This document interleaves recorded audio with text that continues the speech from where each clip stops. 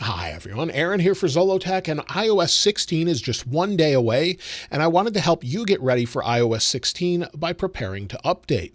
This hopefully will give you a little bit of peace of mind when you're getting ready to install that major OS update. Now the first thing though, before you install it, you will need a supported device. So that means an iPhone 8, 8 Plus, and newer. Unfortunately, the iPhone 6S, 6S Plus, 7, and 7 Plus are no longer supported. So you will need an iPhone 8 and newer, and there's no iPods that are supported this year either. Also, iPadOS 16 is coming in October, so if you have an iPad and you're wondering when you can update, it won't be until October. Apple has not given a specific date yet though. Now, as far as the first thing I would do is I would make sure I have a backup. Typically, I recommend you have a backup, whether that be on a computer using iTunes or on a Mac using Finder, or just by going into settings. Typically, this is on by default, but if you go into your main settings, tap on your name at the top, then tap on iCloud, and once you're in iCloud settings, you'll see your storage available and also iCloud backup. Tap on iCloud backup, and you can backup now or see your last backup. And this may be important if you ever want to downgrade or just to make sure you have a backup available. As it's very simple to do, just hit backup now. You can cancel it and do it later if you want, but just make sure you have that backup just in case. And you can verify that backup by going to iCloud.com. You can see your photos there, your different calendars and contacts and more. So it should back up all of that if you're concerned about that. So that's something that I would definitely do just to be safe. Now, the next thing I would recommend is if you've been on the betas and you're having a lot of issues with the betas, I would recommend resetting all settings. I don't mean restore the device or completely wipe the device. I mean go into settings, go down to general, down at the bottom, scroll down till you see transfer or reset iPhone. Tap on transfer or reset iPhone, and then you can tap on reset. And under reset, reset all settings. Now, if you're having network issues, you could reset your network settings or your keyboard dictionary, home screen layout, or location and privacy settings. However, I would recommend reset all settings if you're having issues. However, you will need to log back into things such as your network.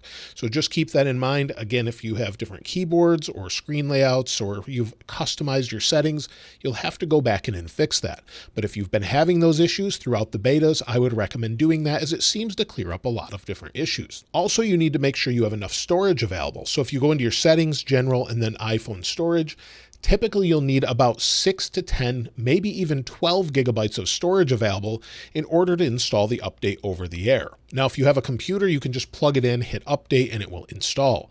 However, if you don't have a lot of storage left, you may want to clear some things up, such as enabling iCloud Photo Library, delete your recently deleted albums, and then you can see your different apps here and maybe go in and get rid of things such as iMovie or different movies within those taking up a lot of storage. That way you'll have more than enough storage in order to download the update overall, which is about 5 to 6 gigabytes. Then it will expand, install the update, and then it deletes the old files, overwriting the current ones. So that can take quite a bit of storage initially, and I would also expect your storage to be around 9 gigabytes or so when it's done. And then your system data will expand and then sort of come back down as needed. So it will take a bit of storage to begin with just to get that all set up. Now, when it's time to update, you want to make sure that you have at least 50% of your battery available if you're not near a charger. Otherwise, you will not be able to install that update.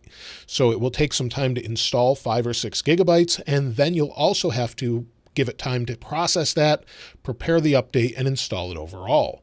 And so you'll need probably about 60% battery life overall, but make sure you have well over 50% if you don't have a charger nearby when you want to install this.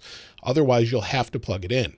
And when it's time to update, you can simply do that by going into your settings, general, and then software update. And you may already be familiar with this. If you're not seeing it, you'll turn off automatic updates, go back in, check for an update, and then you'll be able to install it. Then once it's available, it will install and you'll have the latest update with the new lock screen, all the new FaceTime settings, and much, much more. Different iMessage settings, which are great. So those are all the things that I would do to prepare for the next update. And if you have any other tips or anything else, let me know in the comments below. If you do anything else before an update, I'd love to hear from you there.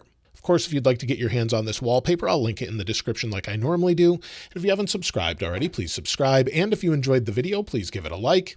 As always, thanks for watching. This is Aaron. I'll see you next time.